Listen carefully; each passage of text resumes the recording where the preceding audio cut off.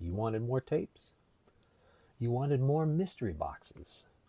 You're getting both. Here we are. Merry Christmas, Mr. Lawrence. Now, I've heard of this. I've never seen it. But even I recognize a stylized David Bowie. Okay? Now, what is this about? Legendary rock star David Bowie stars in this. See, I can't read that word.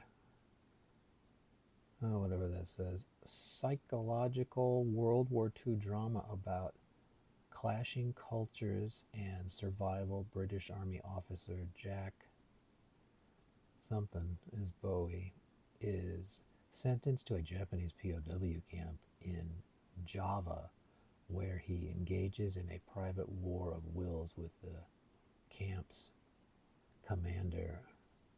I'm not going to even try that.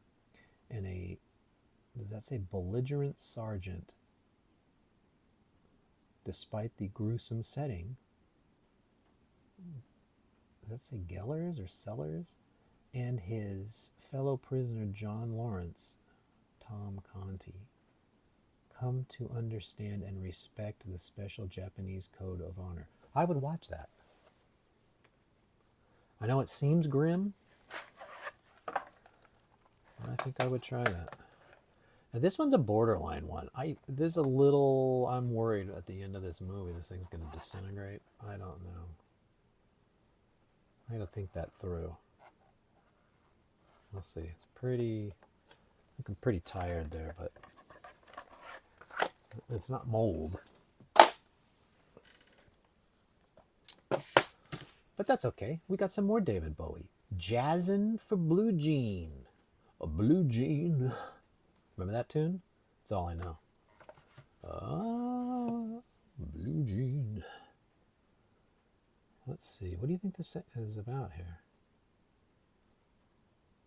In his first mini-movie, including the hit Blue Jean from the Tonight album. Well, you think that just means mini-movie is code for a big long video, like that was the style of the time? We get a 15-minute version of Blue Jean. Hello? Come here, Blue Jean.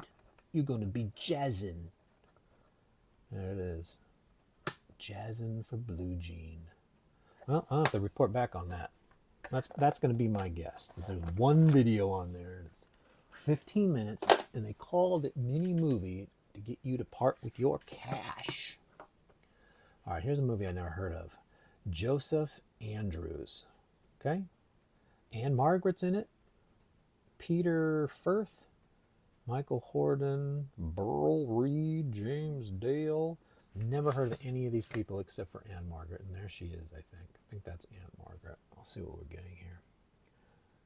Tom Jones. Ooh. Returns with another adaptation of a Henry Fielding novel. The one written in 1742 chronicles the rise of young Joseph Andrews. I gotta tell you, a chance of me watching that is pretty slim. You know what I mean? I'm sorry. Sorry. I don't know if this was a rental or not. That might be those stickers we see sometimes, you know? There it is. This one's got a brochure in it. Get off. MCA cassettes. Well, that's what that looks like. Just more, these are brochures are just to sell you stuff. Which I guess makes sense. Let's see. It's like a mini poster. It's like a mini poster of advertising. I don't know. The lighting is bad for this poster, and you're going to need a pause button on however you're watching this to see it. But nonetheless, interesting to me, anyways. Look at the stickers on this thing. It's just perfect. This is as if no one ever rented it. Would you rent that? Go down to the comments and Let's talk about if you'd rent it or not. Yeah. All right, going south. You know Jack Nicholson? I've seen that poster before. Pretty grim. He looks a little too happy to be going south, you know what I mean? Their fancy box. I don't know what's going on there. Let's see. Jack Nicholson plays Henry Moon, a third-rate outlaw in this romantic comedy set in the 1880s. Nicholson is saved from well, fuck, they're burning the whole thing. By the intervention of a lovely young woman who agrees to marry and take charge of him. Does that work? You're hanging some guy and you go, oh, hey, I'll take charge of him and marry him. So no problem. Just put that away. Mary Steenburgen. She's usually good, so maybe there's something going on here. I don't know why I haven't really heard of that film, but there you go. Going south. What an interesting presentation here. Photomat drive-through movies. Fuck, I've never heard of that. That's crazy, bro. What is that? Let's see what this says.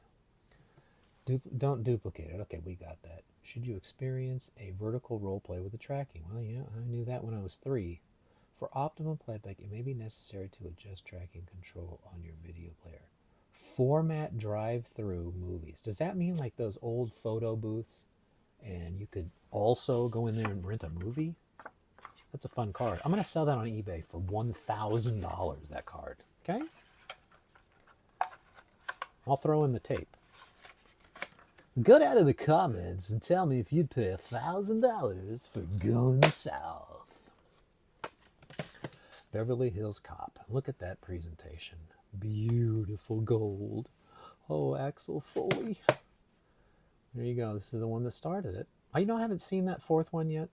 And I want to, and there's no excuse I haven't seen it, and I just haven't. Somebody told me the jokes are pretty lame. That's the problem. I don't want my heart broken. Now, you may think this looks weird, right? With all those lines right here, but that's actually the plastic. It's like some fancy thing they were doing. So I couldn't find any signs of mold or any damage to this thing. It's just a crazy, fun whatever. And I don't think this was a rental. So that one's a good find, right? You know Axel Foley. You gonna make me sing the song? Get out of the comments and tell me if you remember Axel Foley. All right, The Last Tycoon. There's Robert De Niro. There's Joan Collins, which was red hot because of Dynasty. This is definitely a rental because look. It's got one of those Beeble Knitzes on there. This must be a later one because look, there's the code. What is that about? Do you want to talk about leading men? This behind-the-scenes look at the movie industry stars Robert De Niro, Jack Nicholson, and Robert Mitchum. Oh, fuck, that's a pretty good pedigree, right? How come I've never heard of this movie? Well, oh well, I guess I got my next 5 years planned out.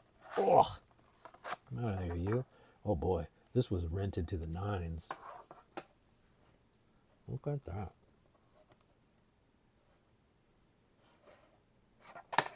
Baby's been through the mill. All right. Last Tycoon, Joan Collins. We're very nearly done. There's only 3 left. Now, come on. Am I going to watch that? I doubt it. Doubt it. I might. RKO? Whew. All right. What is that about? And look at that type. I can't read that. A sensitive, beautiful motion picture. Warm. I can't read that word. I can't read that word. Something story. Superb presentation and performance stamped with greatness. Okay. They even talk old on this.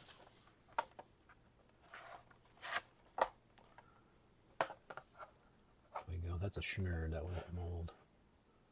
There you go. RKO, minimalist label. I mean, if this was a rental, I can't see where, and I doubt anybody rented it. So there you go. I remember Mama. I thought they ran out of names here with Night House and shit, but nope. Here's another beauty. It happened one night. Frank Capra, and who is starring in it? It says it won a bunch of awards for 1934. Clark Gable, Claudette Colbert. Name I've heard. Don't know what it means. Oh, I didn't show the back, did I? There you go. Clark Gable and Claudette Colbert team up for laughs. Oh, on a mismatched lovers in a 1934 screwball comedy classic. They must think they're the Marx Brothers. I might look at that, but you know, this is going to go in the back of the line. There you go. Happened one night. My interest level on that is pretty low. I'm Claudette Colbert. Oh, and there's a little something in here. Look at that. I can get a commemorative. I can get a commemorative. Write down in the comments if I missaid the word collectible. What was the word? Shit, I already said it. Free commemorative. Jeez. Blah. My dentures. 25 by 36. That's a big poster, sir. See reverse for details. RCA, Columbia Pictures, P.O. Box 371, Garnerville, New York. Expires in 85. You cheap bastards. Guess I'm not getting that poster. Come on, get in there. Like, who wants to see that? I mean, how many people could there be alive right now that want to see this movie? I'm sure there's a few. There's like some hipsters and stuff. They're like, oh yeah, I gotta see all the Claudette Colberts. But I bet that's a very small number. Look at that. Shades of Love. What does that say? Romance video novel. Lilac Dream with Dak Rambo. And I've heard that name, Dak Rambo. KLV TV. I mean, I've got so many questions about this one. I gotta tell you, that is buck wild. All right, let's see here. Dak Rambo. Starring Dak Rambo and Susan Allmoran. Featuring the hit song, Baby, Baby, Come to Me. And I put my arms around you. It was meant to be. That's worth watching it just for that.